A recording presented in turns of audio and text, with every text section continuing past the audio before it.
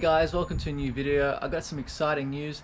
As you guys are watching this video, tomorrow I'll be taking the S14 to Keep It Reet. We'll be drifting at Calder Park, be getting tons of drift content.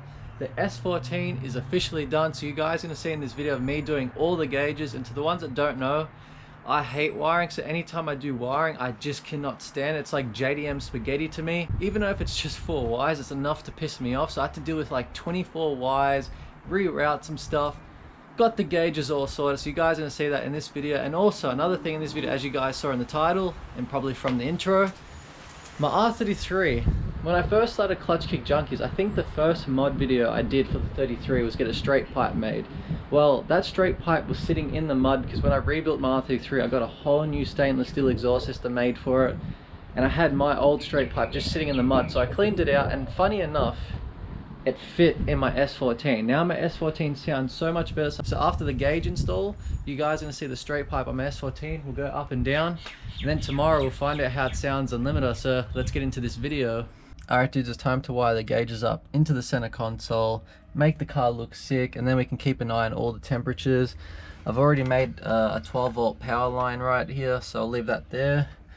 Run these gauges off it, find some ground, do the headlight switch, chuck the harnesses to the sensors in the engine bay. I'll show you guys that shortly. And the gauges that I'm using, this is an old Defi gauge that I had in my R33. If you guys don't remember, I had it sitting on my dash like that. Now we're going to be using this oil temp to put in here. Got its harness there, and then this is the oil pressure one. It's just going to turn on if you guys can see that.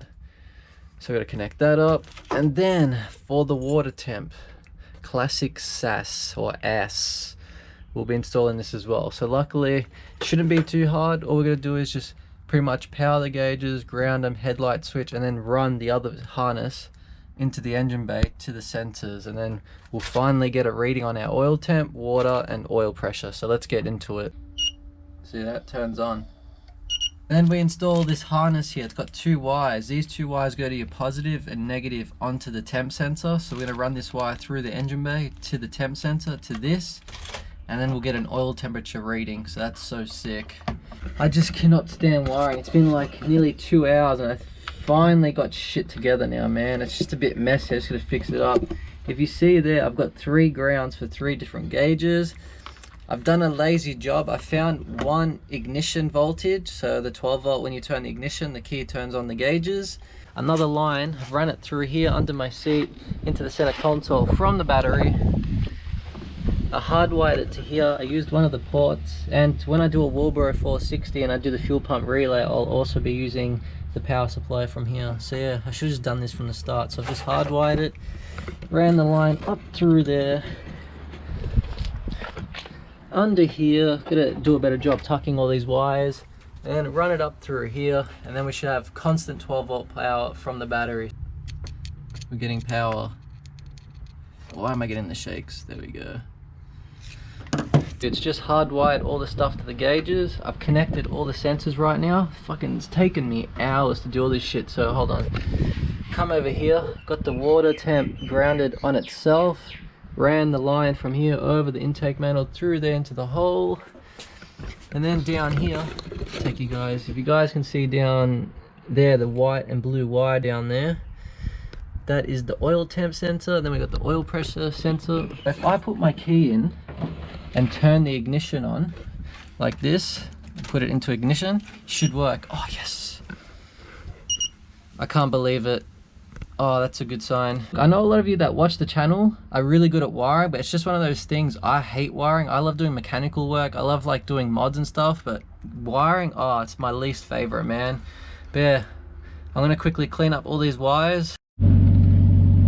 The oil temp is still cold. You gotta wait for the oil to warm up, but the water temp gauge, I don't know why it's reading that much. That's ridiculous. And then oil pressure, you know it works. If I press on the accelerator, you'll build up pressure. Watch, just went up to 60. So we know the oil pressure works, but the water temp gauge, I don't know why it does not want to work. The oil temp, I'm just waiting for the oil to get hot and hopefully this moves up. If not, I just don't understand, because I've just pretty much wired everything where they're meant to go. So I don't understand why it wouldn't work if I've put all the wires where they're meant to be. Okay, so an update. My oil temps have gone up now that the car's warmed up. You can see here on the factory gauge the coolant has gone up too. So this is on 60 degrees. The water temp gauge, I don't understand why it's not working, because it's not 120 degrees, that's bullshit. But on the throttle, it should go up.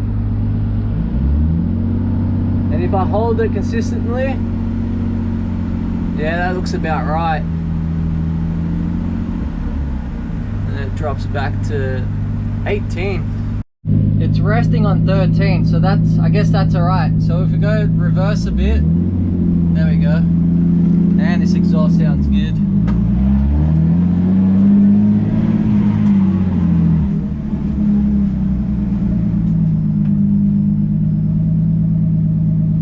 All right.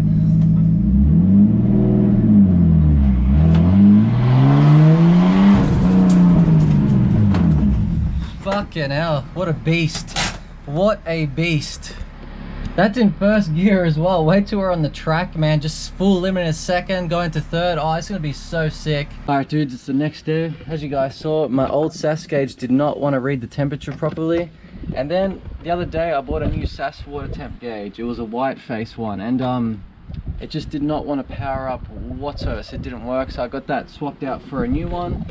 So hopefully, third time's a charm. Hopefully this one works, because my old one, I was trialing it out, did not want to work. So let's get into this one, and hopefully this one works. Look how sketchy my wiring is, man. I've got everything put away so nothing causes a short when we turn it. So hopefully everything works, because if I turn the headlight, the gauge finally works. Look at that. So if I put the key into power, those two gauges turn on. And right now I've got to quickly do a dodgy electrical tape on everything so nothing causes a short, because look, there's just too many metal stuff exposed.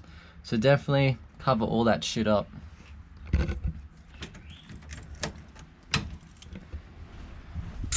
I honestly feel bad for using a shit ton of electrical tape, but it is going to stop it from shorting out on anything. I've put like 7 layers of electrical tape around this. Same with the other positive port right here as well. A shit ton of electrical tape as well. And I've also put a shit ton of electrical tape on the other power supply from the battery. Oh man, what a nightmare wiring is. So yeah, at least all this is done now. I know it's not the best job, and I know a lot of you out there do wiring, but screw it.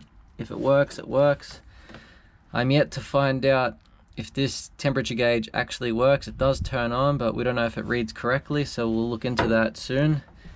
Now I've got to make a plate here to fit the gauges in, so it's just a very time-consuming job. Yes, man, it all paid off. It actually works. All 3 gauges are working. Oil pressure is correct. Oil temp is correct. It's at 60 degrees right now.